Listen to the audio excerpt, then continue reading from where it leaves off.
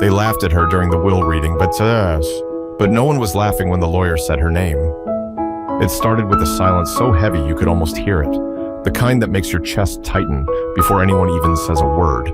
Naomi Fletcher stood at the foot of a long driveway in Fairfield, Connecticut, staring up at a mansion that looked like something out of a magazine. White columns, polished glass windows, manicured hedges cut to perfection. Everything screamed old money. But to Naomi, it just felt cold.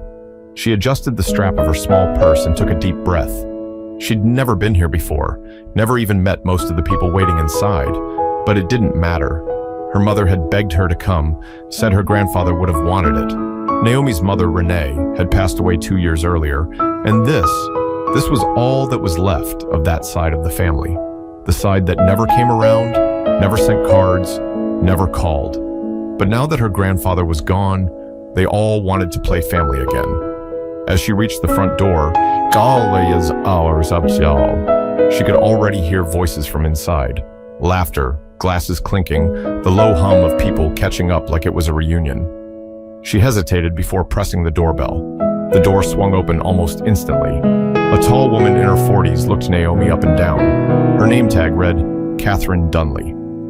"You must be Naomi, right?" she said, her voice polite but dry. "Yes, ma'am," Naomi replied softly.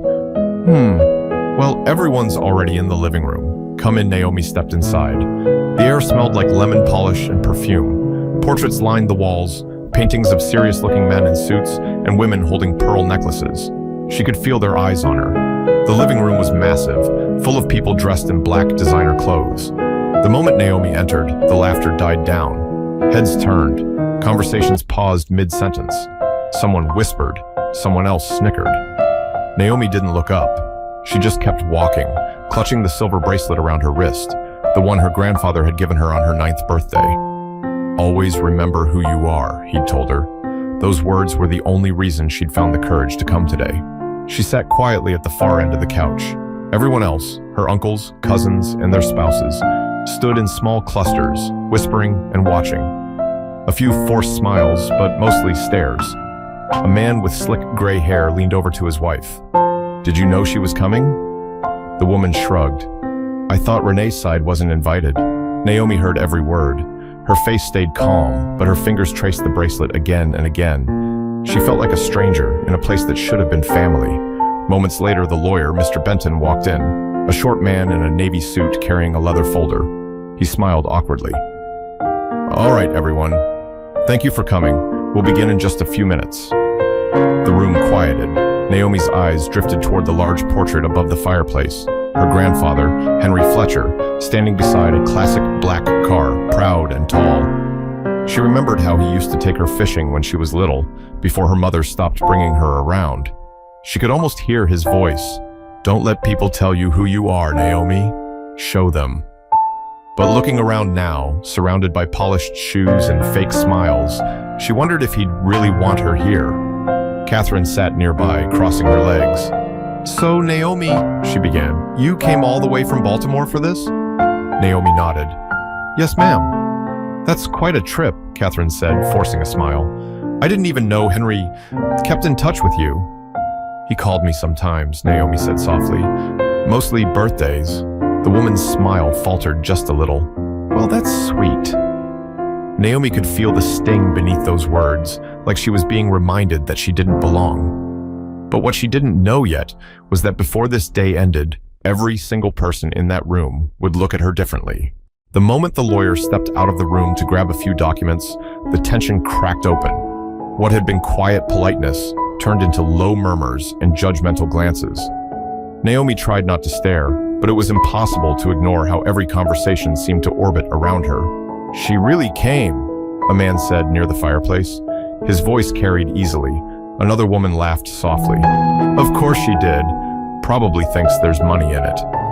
A younger cousin, a girl about Naomi's age with a gold bracelet and perfect curls, leaned toward her mother and whispered, "She doesn't even look like family." Naomi heard that too.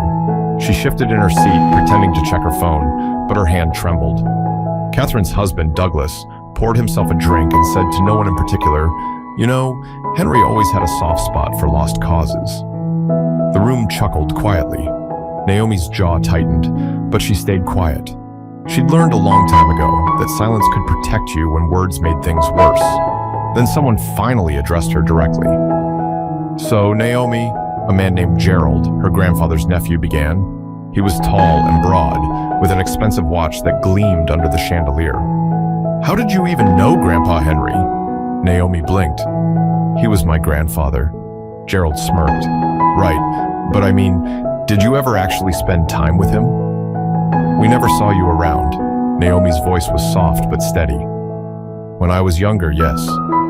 He used to visit my mom before she passed. Renee, right?" he said, snapping his fingers like he was recalling an old memory. "Yeah, she was different." The way he said different felt heavy. Naomi's chest tightened again. Douglas let out a low whistle. "Well, I'll tell you what, Henry must have been feeling generous.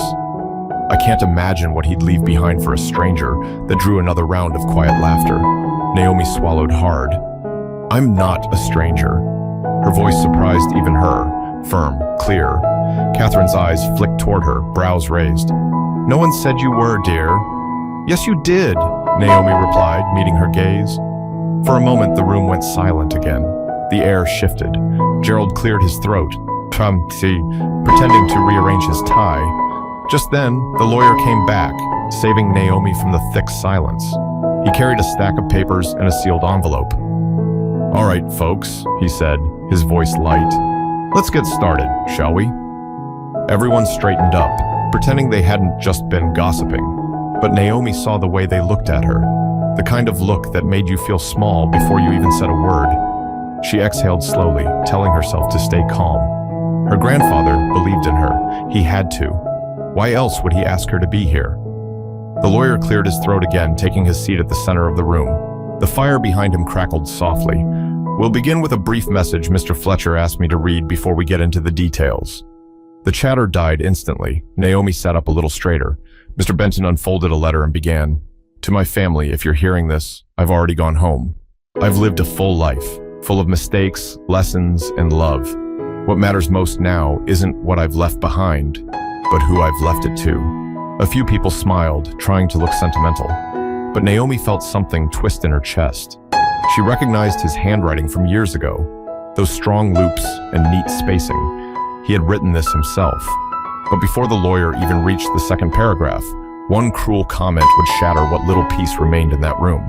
Mr. Benton adjusted his glasses, his voice calm and professional as he continued reading. "Each of you has played a part in my life," the letter said. "Some of you stood by me. Some of you drifted away. But there's one person who reminded me what it means to love without condition. Someone who never asked for anything, yet gave me peace when I needed it most." The room went still. Naomi felt her throat tighten. She knew who he meant, but she didn't want to believe it yet. Gerald leaned forward, half smiling. "Well, I think we all know who that's about," he muttered. His wife chuckled quietly. "Probably you, dear." "Maybe," he said, smirking. Mr. Benton looked up for a moment. "Please, folks, let's keep comments to ourselves until the end." He cleared his throat again and moved to the official part of the will. Henry Fletcher's assets include his residence here in Fairfield, several acres of land in Vermont, and his company shares in Fletcher Auto Works, valued at approximately $3.2 million. Eyes widened across the room. Even Naomi felt her stomach drop at the number. Douglas leaned toward Catherine and whispered, "I told you it'd be big." Catherine's smile didn't fade. "Let's see where it goes." The lawyer continued. "To my nephews Gerald and Douglas, I leave each a collection of family heirlooms and my grandfather's gold watch, which I know they admired. To Catherine Dunley, I leave a donation in her name to the Fairfield Public Library." Catherine blinked. "A donation?" she whispered. "In my name?" Douglas bit back a laugh. Mr. Benton shuffled a few pages. "To my close friend, Reverend Miles Turner, I leave $10,000 to continue his community programs." The lawyer paused again, scanning the final section. "And lastly," Naomi could feel every pair of eyes slide toward her. Her palms grew sweaty. Mr. Benton glanced up briefly, as if weighing how to say the next words. "The remainder of the estate, including the Fairfield property, land, financial assets, and business holdings, shall be transferred to—" Before he could finish, Gerald scoffed loudly. Let me guess. His dog? Laughter broke through the tension. Even the lawyer hesitated. Naomi kept her eyes fixed on the table, heart pounding in her ears. Mr. Benton raised his voice slightly. Shall be transferred to Naomi Fletcher. The laughter stopped instantly. The silence that followed was heavy enough to fill the entire room. Catherine blinked. I'm sorry, what did you say? He repeated it word for word. Henry Fletcher's sole heir to the remainder of his estate is his granddaughter, Naomi Fletcher. Naomi's mouth fell open just slightly. She didn't move, didn't speak. Gerald was the first to break. You've got to be kidding me. Douglas slammed his glass down. That can't be right. Catherine looked at her husband, panic spreading across her face. There's no way Henry would do that. No way. Mr. Benton remained calm. I assure you, this was his final and legally verified will, signed and witnessed 8 months ago. Naomi finally lifted her head. Her heartbeat thudded in her ears. He left it all to me, she said quietly. Yes, Mr. Benton said. Everything. The air seemed to disappear from the room. Naomi could see the fury in their faces, the disbelief, the jealousy. Gerald stood abruptly. This is ridiculous. He didn't even know her like that. He did, Naomi said suddenly, surprising herself again. Her voice wasn't loud, but it cut through the noise. He called me every year. He checked on me when my mom got sick. He remembered me when nobody else did. The room was silent. No one dared to move. Douglas muttered under his breath, unbelievable. We spend years caring for him, and she waltzes in from nowhere and gets it all. Mr. Benton closed the folder carefully. This was Henry's choice. His words were clear. Catherine crossed her arms tightly. Well, I don't believe it. I'll contest it if I have to. Naomi didn't respond. Her hands were trembling again, but this time it wasn't fear, it was shock. Her grandfather had trusted her, above all of them. But before she could even process that truth, the real ugliness in that room was about to surface. And this time, it would be directed straight at her. The words, "She gets everything," echoed through the room like an alarm no one could shut off. Catherine was the first to move. She stood up so fast her chair scraped the hardwood floor. This is absurd, she said, her voice trembling. Henry wasn't in his right mind when he signed that paper. He must have been confused. Mr. Benton shook his head. His doctor confirmed full mental clarity at the time. Everything was recorded. Well, maybe he was pressured, she shot back, eyes narrowing on Naomi. Naomi's stomach twisted. Pressured? By who? Catherine folded her arms. Oh, I don't know. Maybe by someone who realized being his little phone buddy could turn into a payday. A few people gasped softly. Naomi blinked, stunned. I never asked him for anything, she said. Not once. Gerald let out a short, bitter laugh. Sure. People like you always say that people like me, she repeated. He hesitated, but didn't back down. You show up after years of silence, and now you're walking out of here a millionaire. You tell me what that looks like. Naomi could feel the heat rising in her chest. It looks like he trusted me. That's all Douglas scoffed. Trust? Please. He built this empire from nothing, and you think he'd hand it all to some girl who barely knew him? I knew him, she snapped back, her voice cracking slightly. He used to call me his little storm. He said I reminded him of himself when he was young, quiet but strong. You wouldn't know that, because none of you ever listened to him unless money was involved. The room went dead silent. Catherine clenched her jaw. You're being disrespectful. No, Naomi said firmly. I'm being honest. Douglas pointed at the lawyer. I want to see that will myself. There's no way she's getting all of it. Maybe there's a mistake, Mr. Benton sighed. There's no mistake, sir. I drafted it myself. Gerald laughed bitterly. Unbelievable. All those years we spent helping him with the business, running errands, keeping his estate in shape. And she gets to sit back and take the reward? Naomi looked around the room at all the angry faces twisted by greed and disbelief. You didn't do those things for him, she said quietly. You did them for what you thought he'd give you. Catherine stepped closer, her heels clicking against the floor. You listen to me, young lady, she hissed. That money doesn't belong to you. It belongs to this family. Naomi's voice didn't waver. I am his family. For a moment, Catherine didn't speak. Her face flushed red, and she turned away sharply, muttering, "This is ridiculous." I refused to sit here and watch this circus. Douglas followed her, but Gerald stayed, his stare heavy and full of bitterness. "You'll regret this," he said under his breath. "You think that money will make you one of us? It won't. It never will." Naomi didn't flinch. "Good," she said softly.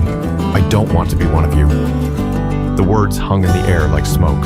Gerald's jaw tightened before he turned and stormed off toward the hallway. Naomi sank back into her seat, her hands shaking slightly. She wasn't sure whether to cry or run. The lawyer approached quietly and placed a hand on the table. "Miss Fletcher," he said gently, "you don't need to stay any longer. Everything will be handled through me." She nodded slowly, her voice barely a whisper. "Thank you." She could feel dozens of eyes on her as she stood, none of them with kindness. Some were angry, others calculating, and one or two looked like they might actually pity her. But Naomi didn't need their pity. She turned toward the door, the silver bracelet glinting under the chandelier's light. For the first time, she realized what her grandfather had done. He'd given her more than money. He'd given her freedom. But just when she thought it was over, one last person stopped her, someone who wasn't ready to let her leave quietly. Naomi had barely reached the foyer when a voice called after her, "Naomi!" "Wait!" She turned to see Gerald striding toward her, face tight, eyes sharp. The lawyer stayed behind, pretending to check his papers, but everyone else had fallen silent, watching. Gerald stopped just a few feet away. "You really think walking out makes you look strong? You think you deserve this?" Naomi met his gaze. "It's not about deserving it. It's about what he wanted." He laughed bitterly. "What he wanted? You think my uncle, the man who built everything here, wanted you to inherit it all, over his own blood?" Naomi's voice was calm, but there was steel in it now. "I am his blood." He shook his head, sneering. "You really think he saw you that way?" Mr. Benton cleared his throat from across the room. "Mr. Fletcher, I'd advise you not to speak further if you're upset." "Upset?" Gerald snapped. "You're damn right I'm upset. This girl shows up out of nowhere, barely even related to us, and suddenly she owns everything my uncle worked for?" Naomi's hands balled into fists. "I'm not barely related. I'm his granddaughter. My mom was his daughter." Gerald's voice lowered, venomous. "Your mother was his mistake." The room gasped. Someone whispered, "Gerald!" But it was too late. The words hung there, raw and ugly. Naomi stared at him, stunned. Her mouth opened, but no words came out. Gerald stepped closer. He spent years trying to make up for what she did, running off, embarrassing the family name, dragging us through rumors, and now you're his way of washing his guilt clean. Her heart pounded. "That's not true," he smirked. "Oh, it's true. You're the living reminder of what he never wanted to admit, that he had a whole other family he hid from everyone here, and now, somehow, you're supposed to take all this?" Mr. Benton stood. "That's enough, Mr. Fletcher." But Gerald ignored him. "You think sitting there quiet makes you better than us? You think you're some symbol of goodness? You're nothing but a charity case with a lucky name." Naomi's eyes glistened, but she refused to look away. "You can say whatever you want," she said softly, "but he didn't see me that way. He called me every birthday, every Christmas. He didn't have to, but he did. You can't fake that. He cared." For a second, Gerald's face twitched. Something like guilt flickered and vanished. "He was confused," he said quickly. "Old and sentimental." Naomi shook her head. "No. He was finally seeing clearly." Catherine, who'd been watching from the doorway, spoke for the first time in a while. "Gerald, stop it. You're embarrassing yourself." He turned toward her. "Embarrassing myself? She just stole everything." Catherine exhaled sharply. "She didn't steal anything." "You heard the lawyer. It was his choice." Gerald glared at her, but she didn't back down. "Henry made mistakes, yes. We all know that. But maybe he saw something in her that the rest of us refused to see." The room went silent again. Naomi looked at Catherine, surprised. There was something softer in the woman's face now, like the anger had burned away and left only confusion and shame. Catherine sighed. "He used to talk about you, you know. Not much, but enough that I remember. He said you had your mother's heart. He said that? Catherine nodded slowly. He did. Gerald scoffed and stormed off toward the back patio, muttering under his breath. The others pretended not to watch. Naomi stood there, frozen for a moment, trying to take it all in. The noise, the anger, the disbelief. It all felt far away now. Mr. Benton approached quietly. "Miss Fletcher," he said gently, "there's one more thing your grandfather asked me to give you." He handed her a small, sealed envelope. Her name, Naomi, was written in that same neat, familiar handwriting. Her fingers trembled as she tore it open. Inside was a folded letter and a photo. Her, at maybe 8 years old, sitting on her grandfather's lap at a fishing pier, both of them smiling. She began to read. "My dearest Naomi, if you're reading this, I'm gone. I know today won't be easy, and I know some won't be kind to you, but I want you to remember something. This family was built on pride, and pride can blind people. Don't let it blind you. What I'm leaving you isn't just money.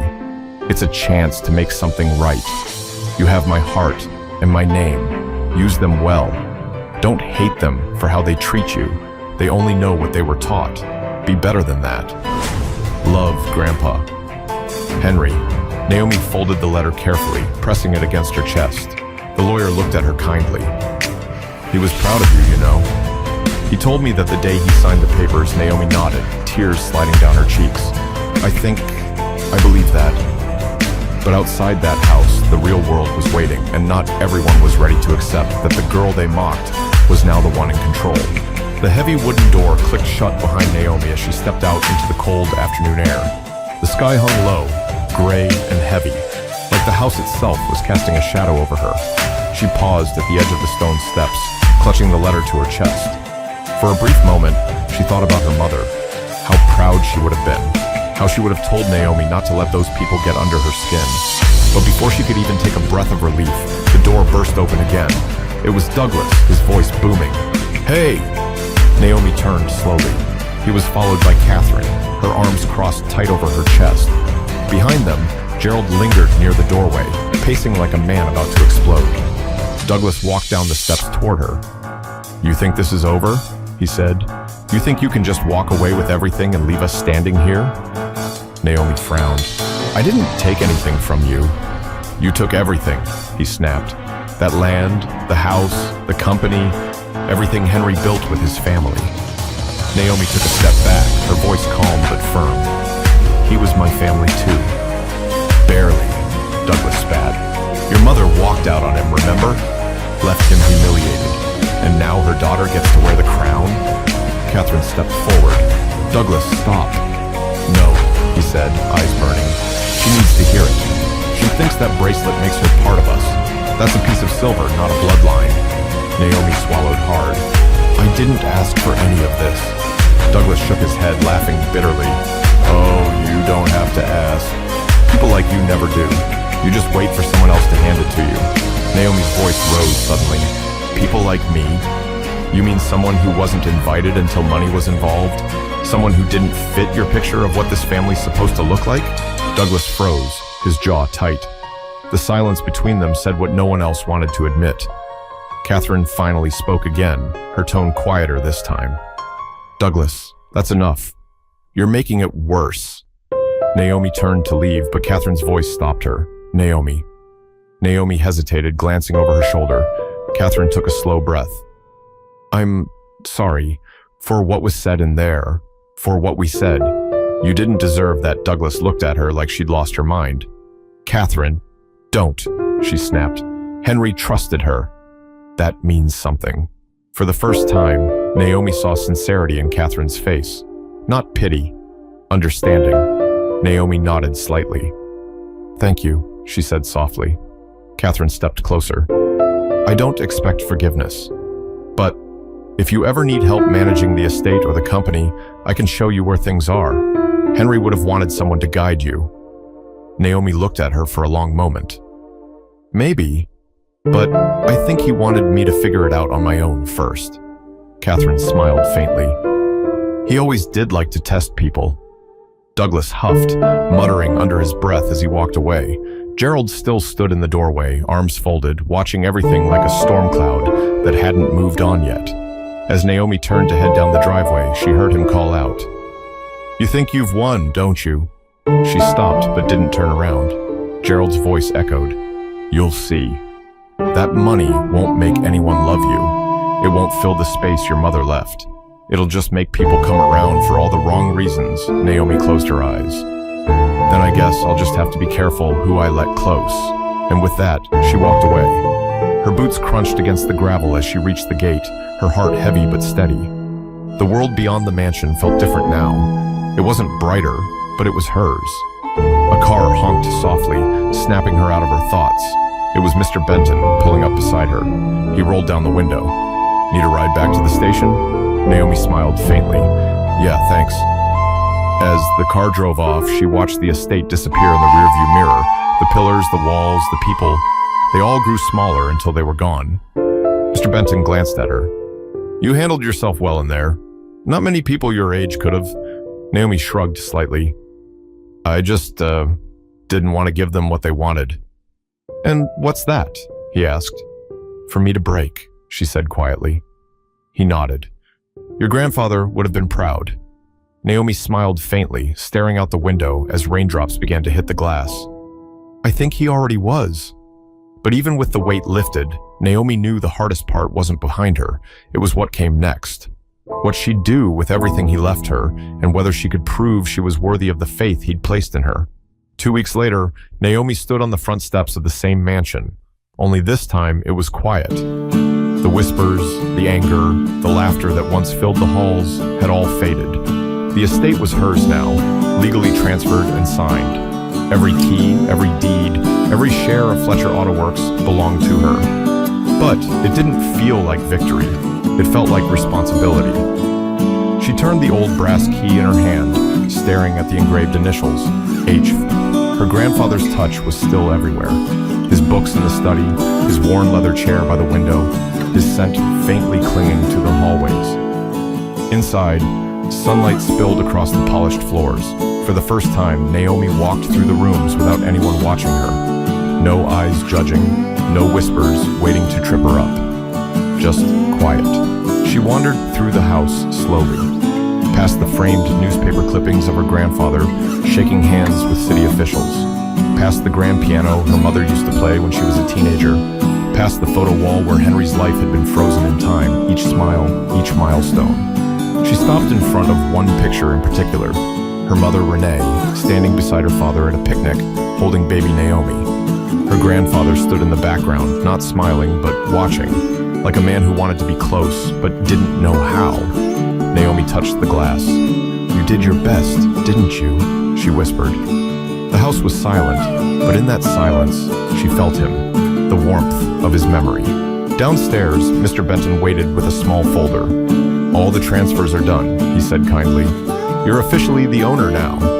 Naomi smiled politely. "Thank you." He hesitated.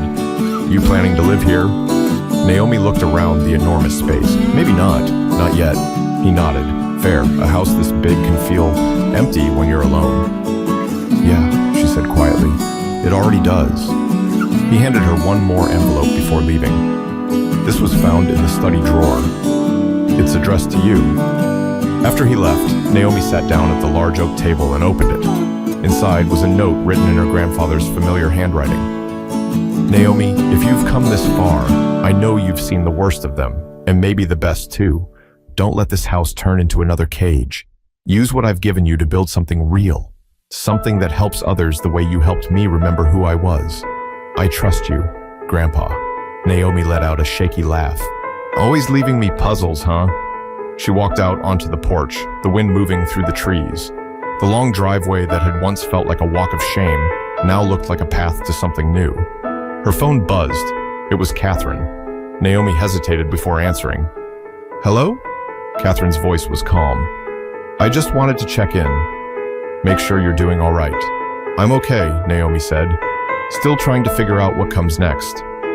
"Well," Catherine said softly, "if you ever need advice or company, I'm around. Maybe we can start over." Naomi smiled faintly. "I'd like that." They talked for a few more minutes, awkward at first, but genuine. When Naomi hung up, She sat there a while longer, letting the breeze wash over her. The bracelet on her wrist gleamed in the sunlight. That small piece of silver had outlasted the whispers, the anger, and the greed. It was more than jewelry now. It was a reminder that she'd survived something that was meant to break her. She stood, tucking her grandfather's letter into her jacket pocket. "All right, Grandpa," she whispered. "Let's see what I can make of this." Then she turned toward the road, her steps steady, her head high. But as she walked away, she didn't carry the weight of wealth or guilt, just a quiet promise to honor what he'd seen in her all along, strength, grace, and the courage to begin again. Weeks later, the mansion no longer felt like a battlefield. It had turned into something quieter, a place of memories instead of resentment. Naomi had cleared out most of her grandfather's old belongings, donating many to charity. The air inside was lighter now, like the house itself could finally breathe again. In his old study, she'd turned the desk into her own workspace. The same surface where the will had been signed now held a notebook filled with her plans. Scholarships for kids who couldn't afford college, a mentorship program for single mothers, a foundation named after her mother, the Renee Fletcher Fund. She wasn't using the money to prove anything. She was using it to do something. One afternoon, she stood outside the auto shop her grandfather had owned, now renamed Fletcher and Future Works. The new sign shimmered in the sunlight. Workers waved as she passed, and one older man, a mechanic who'd known Henry for decades, called out, "He'd be proud of what you're doing, miss." Naomi smiled. "I hope so." She walked through the lot, the hum of tools and conversation filling the air. For the first time in a long time, she felt grounded. Not because she had wealth or power, but because she finally had purpose. Later that evening, Naomi sat on the back porch, her feet tucked under her, the last orange glow of sunset fading over the trees. She took out her grandfather's final letter again. The words had faded slightly at the creases, but their meaning hadn't changed.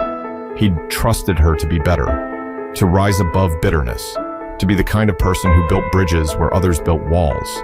She thought of Gerald and Douglas, how neither had spoken to her since the will reading. She didn't hate them. She didn't need to. People reveal who they are when life doesn't go their way. And sometimes, forgiveness isn't about letting them off the hook. It's about setting yourself free. Naomi whispered to the quiet evening, "Thank you, Grandpa, for seeing me when they wouldn't." She slipped the bracelet off her wrist, holding it up to the fading light. The tiny silver piece caught the last bit of sun, a final sparkle before dusk. Then she smiled. Time to make it count. She placed the bracelet back on, not as a memory of what she'd been through, but as a reminder of what she could still become. Because sometimes, the ones who are underestimated the most are the ones who end up changing everything. Naomi wasn't just an heir. She was proof that strength doesn't come from where you start, but from how you choose to carry what life gives you. And as she closed her notebook, she spoke the words she wished someone had said to her years ago. Don't ever let anyone make you feel small for where you come from. You belong in every room you walk into. If you've ever been in Naomi's shoes, looked down on, doubted, or dismissed, remember this. Your value isn't defined by anyone's approval. It's defined by your resilience, your kindness, and the way you rise above. Don't wait for someone else to hand you worth. You already have it. If this story spoke to you, share it with someone who needs to hear that being overlooked doesn't mean being powerless. Because sometimes, the quietest people in the room have the loudest destinies.